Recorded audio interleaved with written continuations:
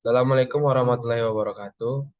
Perkenalkan, nama saya Charles Muhammad Hendra dengan NIM 1338027 dengan mata kuliah Sistem Konversi Energi dengan hasil rekaman dosen pengampu Dr. Insinyur Raymond Lavisa, MT, MSc.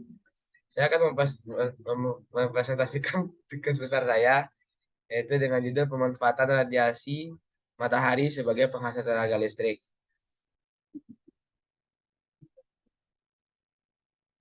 Ada beberapa hal yang harus ada dalam laporan ini, yaitu adalah pertama latar belakang, yang kedua desain alat, yang ketiga cara kerja, dan yang keempat adalah usulan untuk peningkatan performa dan efisiensi alat. Yang pertama yaitu latar belakang. Latar belakang pembangkit listrik tenaga surya meliputi perkembangan dan pentingnya pemanfaatan energi surya sebagai alternatif yang berkelanjutan dalam memenuhi kebutuhan listrik global. Berikut adalah beberapa poin latar belakang terkait pembangkit listrik tenaga surya atau biasa disebut juga dengan PLTS.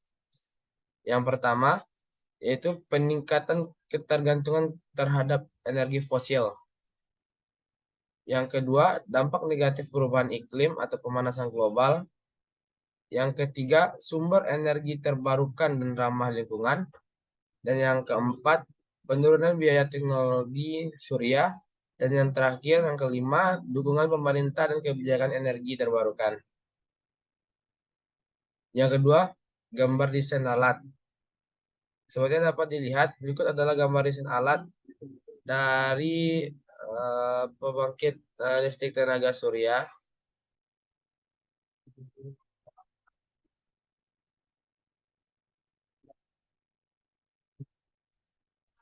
Yang ketiga, prinsip atau cara kerja.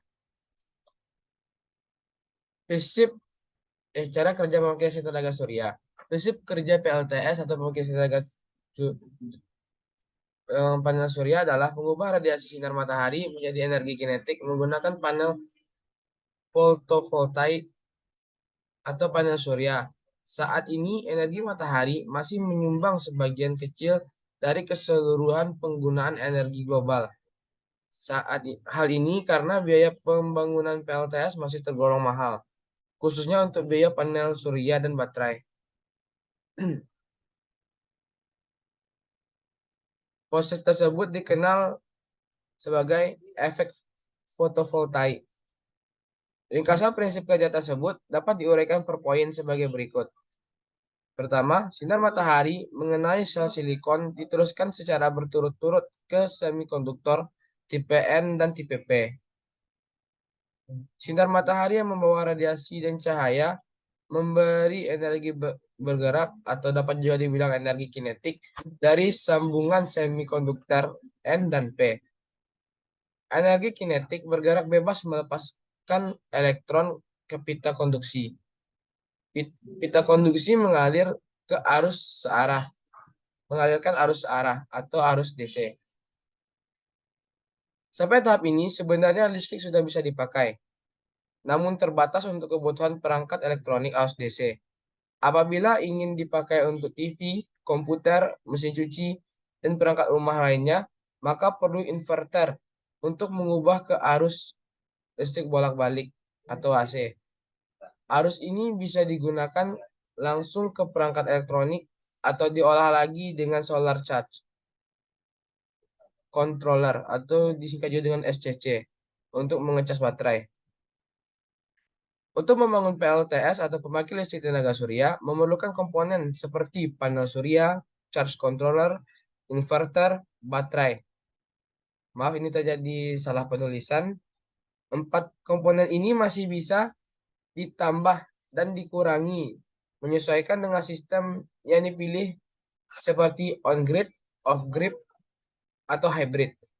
Tidak semua PLTS harus dilengkapi dengan semua komponen itu, kecuali panel surya yang memang harus ada sebagai komponen wajib. Bahkan listrik yang dihasilkan panel surya bisa langsung digunakan untuk menghidupkan peralatan elektronik, namun terbatas untuk alat dengan arus listrik searah seperti lampu DC, kipas DC, dan perangkat DC lainnya. Yang keempat, usulan untuk peningkatan performa dan efisiensi alat. Usulan untuk meningkatkan performa dan efisiensi alat panel surya, berikut adalah beberapa usulan yang dapat dipertimbangkan. Yang pertama, pemilihan panel surya berkualitas tinggi. Pilih panel surya yang berkualitas tinggi dengan efisiensi konversi yang lebih tinggi. Panel surya berkelas tinggi biasanya memiliki teknologi terbaru yang dapat menghasilkan daya lebih banyak dari sinar matahari yang tersedia. Yang kedua, posisikan panel surya dengan benar. Pastikan panel surya dipasang dengan benar dan menghadap ke arah yang tepat untuk mendapatkan sinar matahari secara maksimal sepanjang hari. Panel surya harus terpapar sinar matahari langsung tanpa adanya bayangan dari pepohonan, gedung, dan hambatan lainnya. Yang ketiga, pemeliharaan dan pembersihan berkala. Lakukan pemeliharaan rutin untuk membersihkan panel surya secara berkala untuk menghilangkan kotoran, debu, dan kotoran lainnya yang dapat menghalangi penyerapan sinar matahari. Panel yang bersih dapat meningkatkan efisiensi konversi energi surya. Yang keempat, optimalisasi sistem inverter.